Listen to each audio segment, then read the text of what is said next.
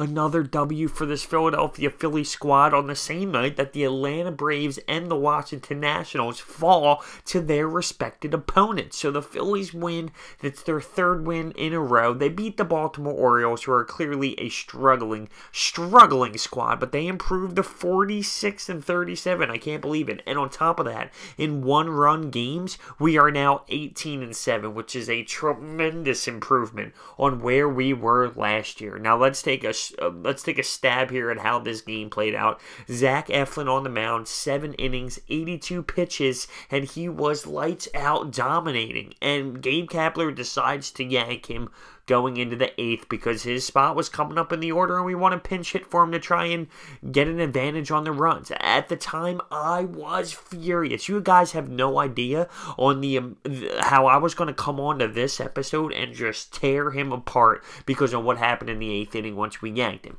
But I find out in his post-game interview that Gabe Kapler took him out because he had a blister on his fingers and it was hurting him, so it was time to just sit him down for the rest of the night.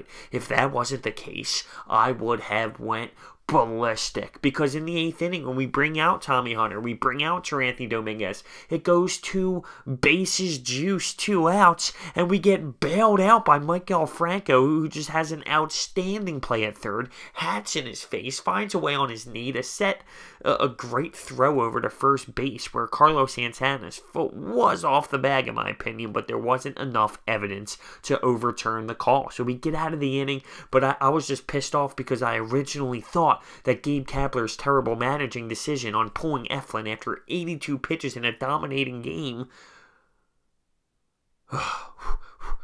trying to not get too worked up. Not get too worked up, because there was a reason for it. Because originally I'm thinking, what analytics show me that Tommy Hunter...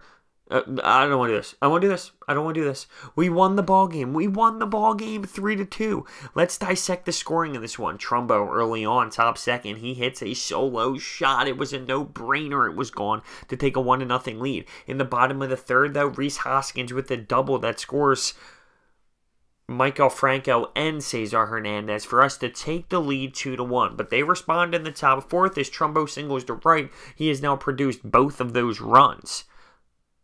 2-2, tie game. Bottom 4, Andrew Knapp, after Williams walks, Andrew Knapp hits a triple, and that scores Williams to give us the 3-2 lead, and Andrew Knapp has just been phenomenal as of late. I mean, his contact has been so smooth. Some fantastic hitting, even though some of them get caught. Some great shots to center field, good strokes of the bat, just looks comfortable up there, and getting some solid wood on the ball. And it's crazy to think he wasn't ever hitting home runs. You know, it was a full calendar year since his last home run, and he's hitting like, what, 3 since, and one of them was a walk-off in a pinch hit situation in the bottom of the 13th. I mean, it's outstanding.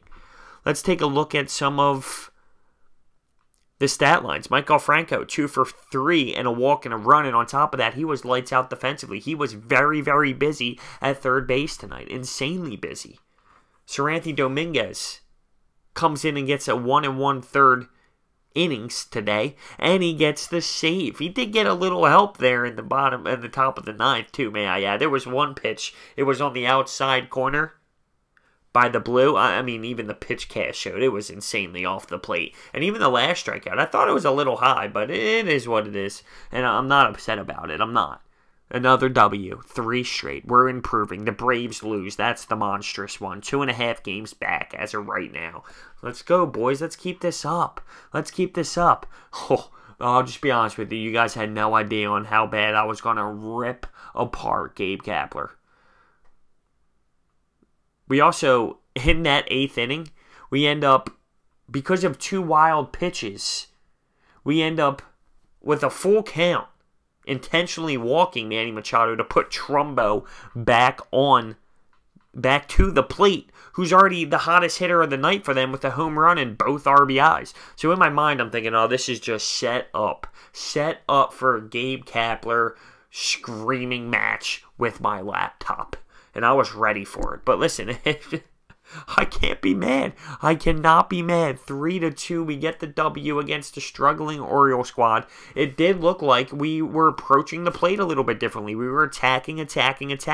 Maybe the rain delay had something to do with it. It didn't start till 8:30 when it was supposed to start at 7, so they wanted to swing the bats. Apparently, this pitcher, his fastball clearly isn't too dominating, and hitters are hitting him over 300 against him, and you're not going to get overpowered by his fastball.